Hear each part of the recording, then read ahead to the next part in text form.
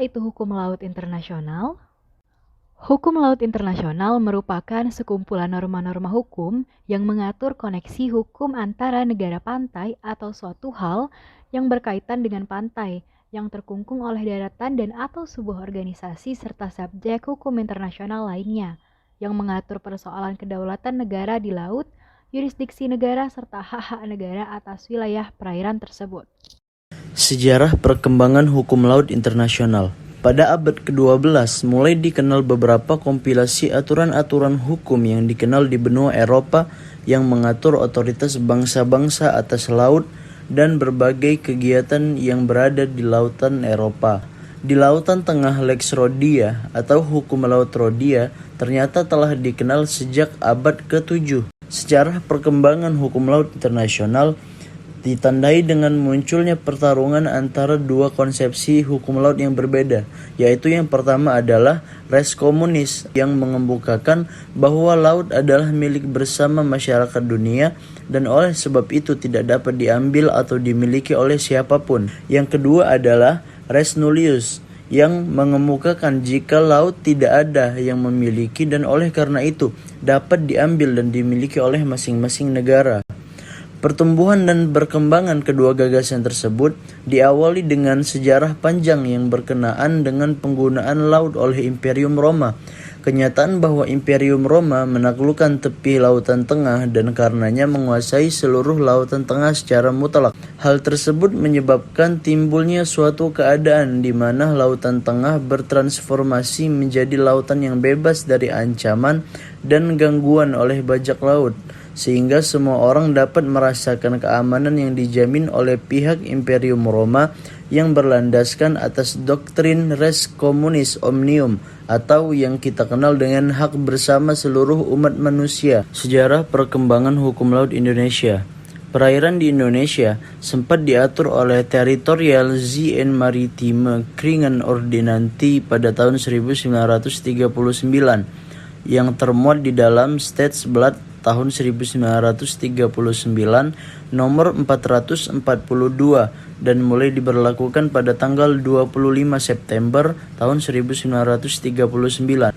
Pasal pertama, ordonasi mengenai wilayah laut antara lain menyatakan bahwa lebar laut Indonesia adalah sebesar 3 mil laut, diukur dengan garis air rendah dari pulau-pulau yang termasuk di dalam daerah Indonesia. Penetapan batas laut dengan cara demikian ini mulai tidak cocok lagi dengan seiring perkembangan zaman, serta tidak sesuai dengan kepentingan rakyat. Banyak dikarenakan sifat khusus Indonesia yang merupakan negara kepulauan serta letaknya yang strategis. Kemudian, adanya upaya revisi-revisi ketentuan lama dan mengumumkan ketentuan-ketentuan yang telah diperbarui di bidang perairan nasional. Dikeluarkannya ketentuan-ketentuan yang baru ini pada awalnya dibentuk pengumuman pemerintah pada tanggal 13 Desember 1957 yang kemudian dikenal dengan nama Deklarasi Juanda. Konvensi Hukum Laut Internasional atau UNCLOS 1982. Konvensi PBB mengenai hukum laut internasional atau United Nations Convention on the Law of the Sea atau UNCLOS 3 adalah kesepakatan internasional dari Konferensi PBB mengenai hukum laut internasional yang ketiga, yang aktif dari tahun 1973 hingga 1982. Pada tahun 1982, Konvensi UNCLOS 3 dianggap menggantikan perjanjian internasional mengenai laut tahun 1952. Diadakannya UNCLOS dilatar belakangi oleh beberapa negara berkembang yang merasakan bahwa aturan-aturan hukum laut internasional yang berlaku kurang efektif dalam memberikan keadilan dan kepastian hukum, dengan alasan berikut. 1. Masih banyaknya yang berpihak pada laut teritorial yang sempit dan merugikan hak serta kedaulatan negara-negara pantai, terutama bagi negara-negara berkembang. 2. Adanya ilmu pengetahuan dan teknologi yang berkembang yang menyebabkan kegiatan-kegiatan eksploitasi dan eksplorasi sumber-sumber kekayaan alam hayati di laut yang berbatasan dengan negara pantai berakibat merugikan negara-negara berkembang. 3. Terjadinya pencemaran laut yang dapat merugikan negara pantai. 4. Adanya eksplorasi dan eksploitasi SDA hayati dan non-hayati di luar landas kontingen yang hanya dirasakan keuntungannya oleh negara-negara maju. Dasar dalam Konvensi PBB tentang Hukum Laut UNCLOS 3 1982 yaitu sebagai berikut. 1. Res Chimus. mengemukakan bahwa laut ialah milik masyarakat dunia dan tidak berhak dimiliki oleh masing-masing negara. 2. Res nullius, menyatakan bahwa laut itu tidak ada yang memilikinya. 3. Mare clausum atau the right and dominion of the sea, mengemukakan bahwa hanya laut sepanjang pantai yang dapat dimiliki oleh suatu negara sejauh yang dapat dikuasai dari darat. 4. Mare liberum, menyatakan bahwa wilayah laut bebas untuk semua bangsa.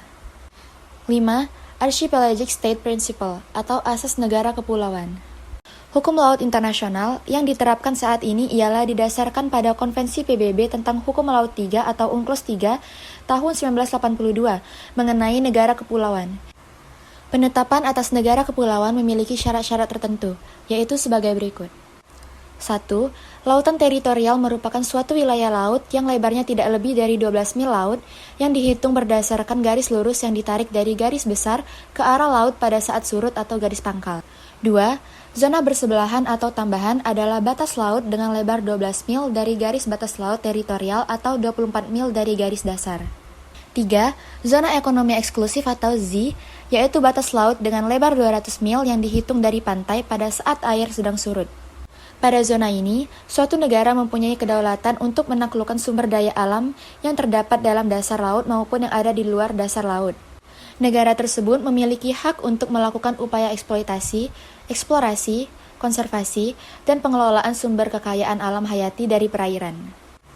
Landasan kontinen merupakan sebuah negara berpantai yang mencakup dasar laut dan tanah di bawahnya yang terletak di luar teritorialnya dengan jarak 200 mil laut dari garis pangkal atau dapat lebih dari itu, asal tidak melebihi 350 mil, serta tidak boleh lebih dari 100 mil dari garis batas kedalaman dasar laut sedalam 2.500 meter. Penyelesaian kasus pelanggaran dalam perspektif hukum internasional.